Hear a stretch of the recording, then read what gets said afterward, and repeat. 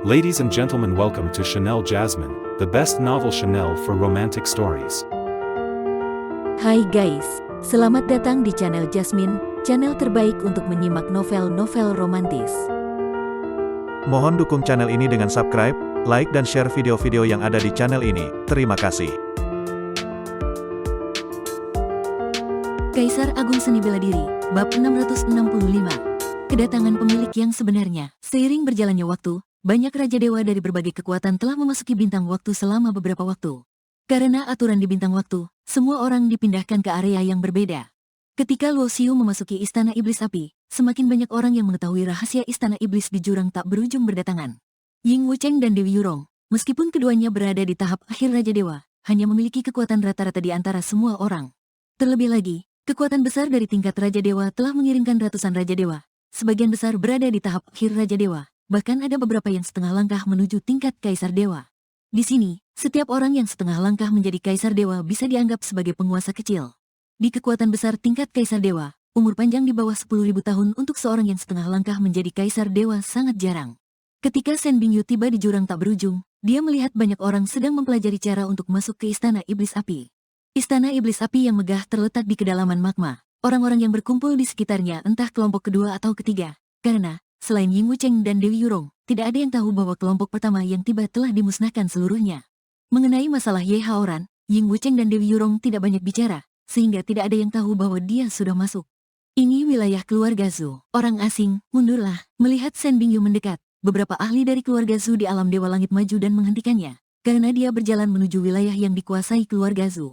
Shen Bingyu mengerutkan alisnya, tetapi tidak berhenti dan terus berjalan maju. Beberapa prajurit dari keluarga Zhu tersenyum sinis. Wanita yang tidak tahu diri, kalau begitu, kami akan menangkapmu dan menjadikanmu alat pelampiasan. Tepat saat mereka hendak bergerak, tiba-tiba Shen Bingyu muncul di depan salah satu dari mereka dengan gerakan yang sangat cepat. Mati. Bibir merahnya terbuka, mengucapkan satu kata dengan dingin, dan seketika, jari tangannya yang putih seperti giok menyentuh dahi prajurit keluarga Zhu tersebut. Dengan suara puff, kepala prajurit keluarga Zhu itu hancur menjadi serpihan tanpa ada darah yang memancar, langsung lenyap menjadi kehampaan. Gelombang pembunuhan yang sangat dingin menyebar dari tubuh Shen Bingyu. Meski dia seorang wanita, mencapai tingkat kultivasi setinggi ini tidak hanya bisa dicapai dengan latihan keras semata, ia telah melalui banyak pertempuran hidup dan mati. Jalan seorang prajurit sangatlah kejam. Setiap orang yang menempuh jalan ini selalu berada di antara membunuh atau dibunuh, tidak dapat menghindar. Sosok Shen Bingyu yang anggun melayang, dan tubuh beberapa prajurit keluarga Zhu jatuh dari udara.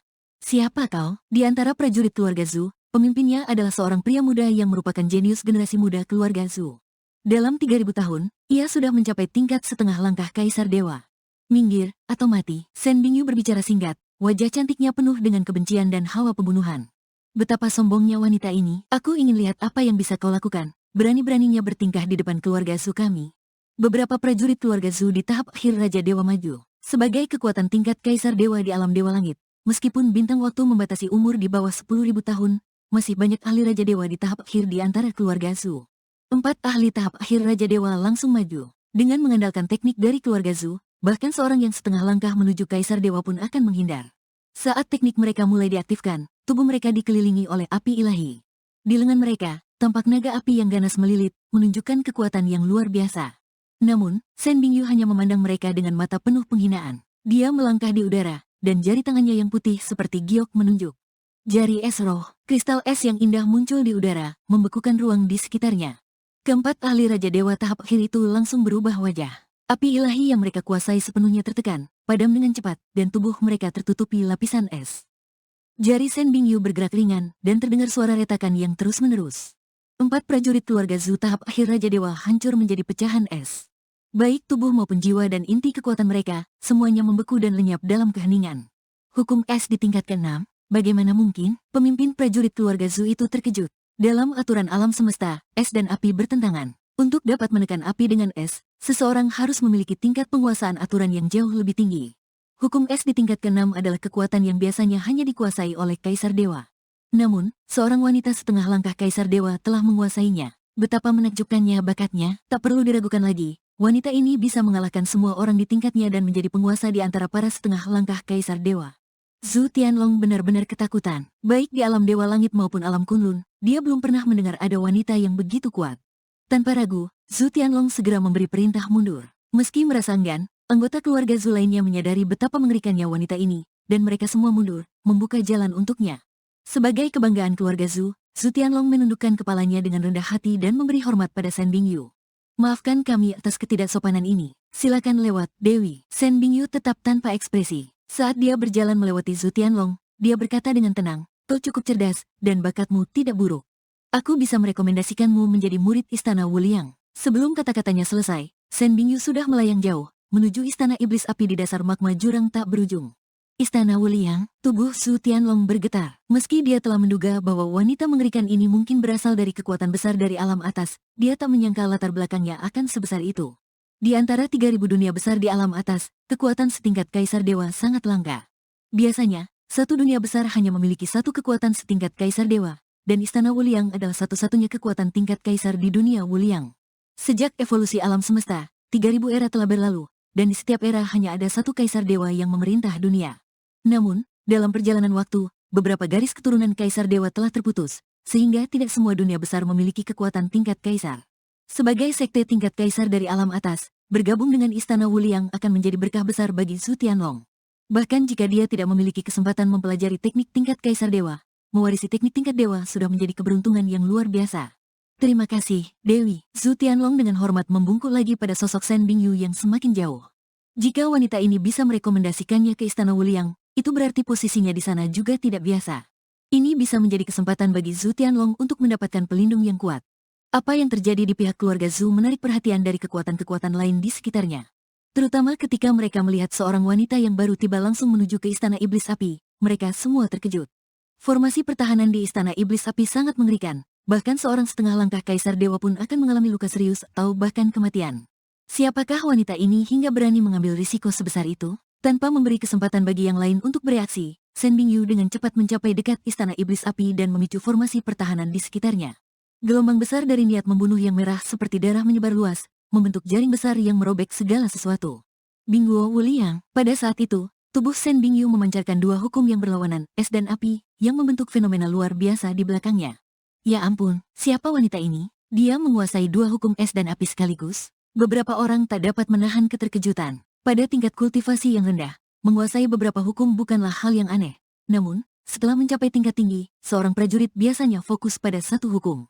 Menguasai dua hukum adalah sesuatu yang sangat langka dan sulit. Zhu Tianlong menatap dengan tak percaya. Dia menyangka wanita itu hanya memiliki penguasaan hukum es pada tingkat ke-6, tetapi ternyata dia juga menguasai hukum api di tingkat yang sama. Sebagai generasi muda yang paling berbakat dari keluarga Zhu, yang terkenal karena menguasai hukum api, Zhu Tianlong hanya mencapai tahap akhir dari hukum tingkat 5.